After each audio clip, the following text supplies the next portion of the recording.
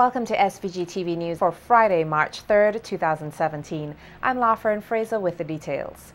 Government Senator Deborah Charles says fathers and mothers here need to take their parental responsibilities more seriously. On radio this week, Charles, who is the permanent secretary in the Ministry of Education, spoke at length on some of the factors which she said are negatively hampering this country's educational system, including the lack of supervision in some households. According to the government senator, it is a fundamental problem which is causing a breakdown of family and is negatively impacting students' academic growth. Number of students who go to school at odd hours, and I'm saying it is time for parents to take some responsibility for what's happening. We cannot get the results that we are looking for in education if our children are consistently late. Because when you are late, you're missing out. I can't remember in my growing up years students getting to school for 11 o'clock. It was unheard of. And going to primary school. And going to primary school at that. It was unheard of. And I'm saying we have to put the blame where it belongs, squarely on parents. We may have in the system a few teachers who are delinquent and they themselves may either absent themselves from school too often or may come late several mornings per week.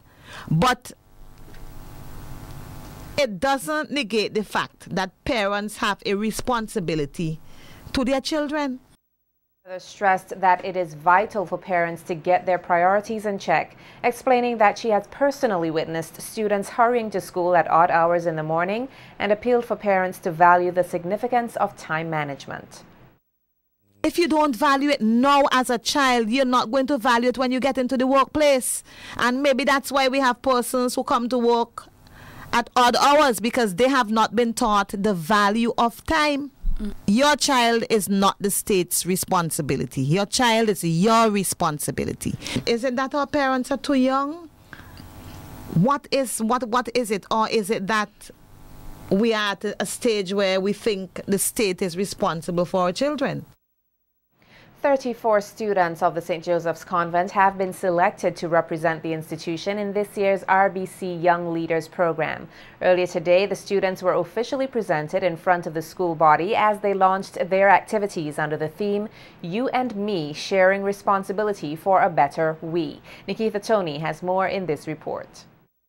You and Me, Sharing Responsibility for a Better We. That's the sub-team of the 2017 St. Joseph's Convent Kingston Young Leaders in this year's RBC Young Leaders program under the broader theme, I Am We, Volunteering for Impact. Congratulating the students on their selection, Vice Principal of the SJCK, Antoinette Jardine, encouraged the young ladies to carry their torch high so that they can brighten the path for others to follow. You must have been doing something right.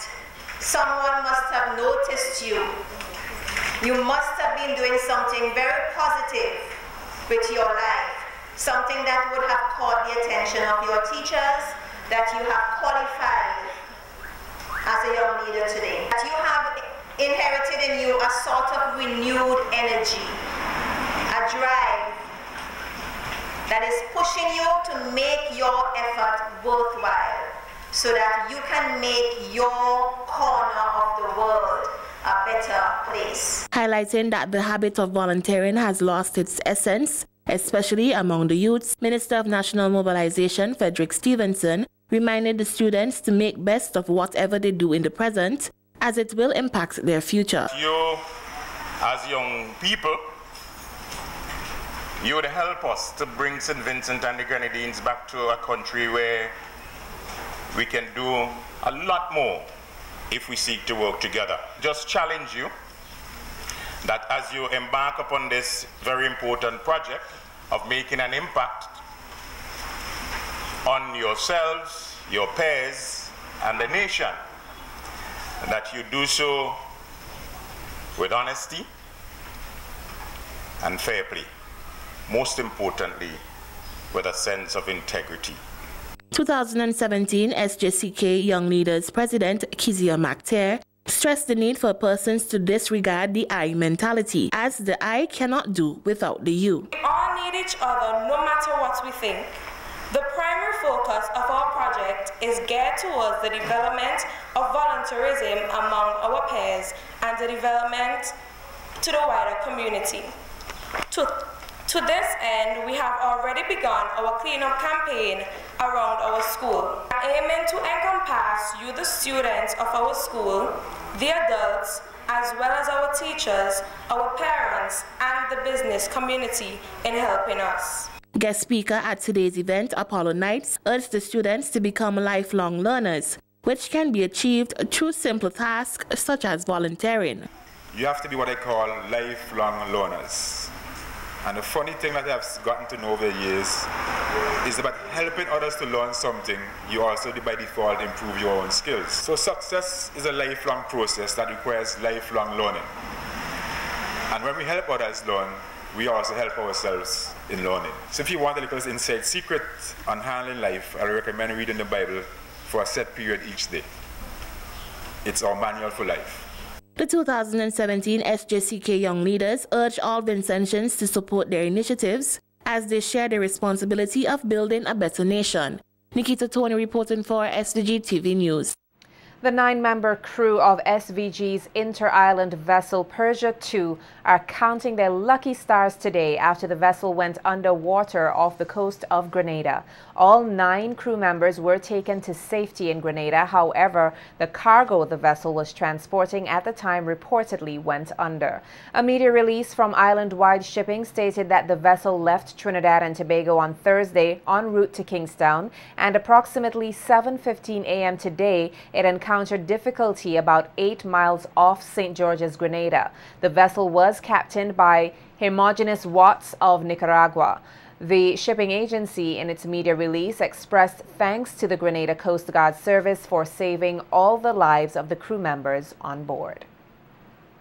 Some workers at Digicel SVG are expected to be affected by the company's enhanced voluntary separation program, which was expected to start from the 1st of this month.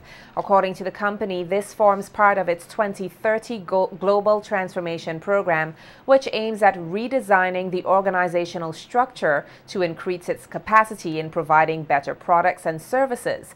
This change in organizational structure, the company says, is expected to create a 25% reduction in Digicel's global workforce over the next 18 months. However, a local representative of the company said they are not in a position at this time to give market specifics, noting that the program is global and voluntary. Several members of the business community will be representing St. Vincent and the Grenadines next week at the Specialty Caribbean Expo 2017 in St. Lucia from March 9th to 12th. This being its first year of operation, the multi-sectoral trade exposition is intended to be an annual event, focusing on exporters from the Organization of Eastern Caribbean States, the OECS member countries, and Martinique. Local participants include collectives Vinci Class and Brand SVG, Erica's Country Style, Pasta Enterprise, Kendra's Aluminum Products, East Caribbean Metals, East Caribbean Group of Companies, that's ECGC, and Vinci Fresh, as well as a number of other local participants from the creative sector. The delegation will be accompanied by Invest SVG staff Glenda Francois, Investment Promotions Manager, and Andrew Phillips, Investment Promotions Officer. Francois explained that this is a great opportunity for local businesses of all sizes to network and seek opportunities to develop and grow their footprint. In the long term, the organizers of the exposition, St. Lucia Trade Export Promotion Agency and the OECS, are aiming to export the products and services of OECS and Martinique businesses under a collective brand to the UK market. This year's exposition will take place at the Darren Sammy Cricket Ground in Grosillay. Until the laws of SVG are changed, the RSVG police force must ensure that they are followed. That's according to Sergeant Henry Providence of the Traffic Department, speaking to SVG-TV News on Thursday on the complaints in relation to the law being out of date with modern vehicle manufacturing standards. Sergeant Providence said while the department has from time to time made various recommendations in relation to the legislation, their primary duty is to enforce the law, whether it is old or not. Let's start in regards to the law itself. the law is there, and yes, some persons believe it's a very old law, and it is. And some persons are of the opinion that the law should be repealed, but bring up to date with the influx of vehicles that are coming to St. Vincent and the Grenadines with these lights. But be that as it may, and that might be true, but the police still has to enforce. And until that law is trained, the police has to enforce what is on our books. The police, the department from time to time would have their say in regards to writing off to the Attorney General's office and so forth to give a little recommendation as to certain laws. But until it is not repealed in any way, the police, the traffic department still have to enforce it. And we're going to do just that. Stating that a vehicle can be as dangerous as a firearm, Sergeant Providence said the department is looking forward to the passing of legislation which will give the department greater capacity to deal with drunk driving and speeding. That when this new act comes on stream, and I know it is in the draft already in regards to breathalyzers and speed guns, that is in the draft, but the act itself has not been passed in the House. So, but when it comes on stream, we are looking forward to see being incorporated into that act the whole issue of the use of breathalyzers, the use of speed guns, because these apparatus is really going to help us to police the whole issue of drunk driving, the whole issue of speeding. And speeding poses a problem if it is used at the wrong place and at the wrong time. Speeding itself is not dangerous, among the dangers, but if it is used in the wrong place or at the wrong time, it can be very dangerous. And I want persons to understand also that when you're driving a motor vehicle can be as lethal as a firearm. If it is not handled with the utmost level of common sense, it can be as dangerous as a firearm. So the whole issue of speeding would be brought to the fore once the new act comes on stream. The veteran traffic cop further added that the department prides itself in the education of the public on traffic laws in an effort to better serve and protect. One thing at the department that we do not do or we do not practice is that whenever a new piece of legislation comes on stream, we do not go just ahead and start prosecuting. This department, the traffic department, is always willing and able to educate, send the message out there firstly, let people know what is there, what governs them, what they are supposed to do, before we at the department go ahead and start prosecuting. So we're not going to, if the new act comes in stream tomorrow and there are new legislation inside of that, we are not just going to go and start prosecuting persons. We are going to educate persons first, as we have done with the registration plates on vehicles, as we have done with the whole issue of lighting on vehicles. Even though the law is older and it's there for years, we still want to incorporate into the minds of persons the whole issue of what the law is saying. So we're not just going to come and just start prosecuting persons. We're going to give persons the time to get themselves in order. We have done that with the light, we have done that with the registration plate. The Bequia Onshore Management Committee is appealing to promoters and entertainment entities to comply with the terms and conditions of their agreement. The community-based non-profit organization, which is responsible for the facilitation of activities on the Grenadine island of Bequia, wants the public to know that there is a set program of activities sanctioned for the Easter weekend between April 14th through April 17th, which will be allowed courtesy and privileges. The organization is cautioning persons that the purchasing of tickets for non-sanctioned and unauthorized events are entirely at their own risk. And as a committee, they reserve the right to revoke support and sanction for any event if promoters are found in breach of their agreement.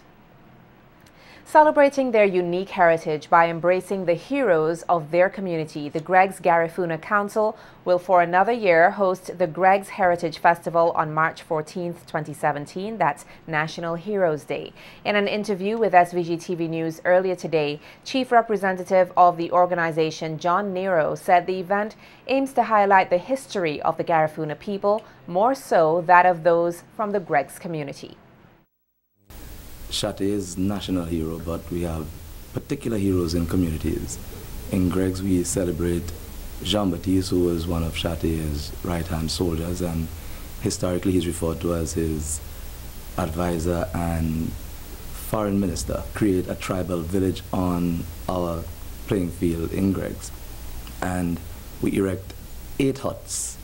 Each hut has its own specifications. So this year we'll be having a wattle and dab, which will be erected by the Greg's Multi-Farming Cooperative Society. There'll be a Kayo hut erected by the Greg's Rastafarian Multipurpose Progressive Society Cooperative. And there are other huts with different designs. Each stakeholder and each occupant of huts, they can go all out with the designs, because at the end of the day we want to have a best hut competition. We like to brag by saying that it is the most authentic representation of culture, roots, heritage, our indigenous identity and consciousness anywhere in St. Vincent and the Grenadines. Giving an overview of the community's history, the chief representative described a bit of what patrons can look forward to on the day of festivities.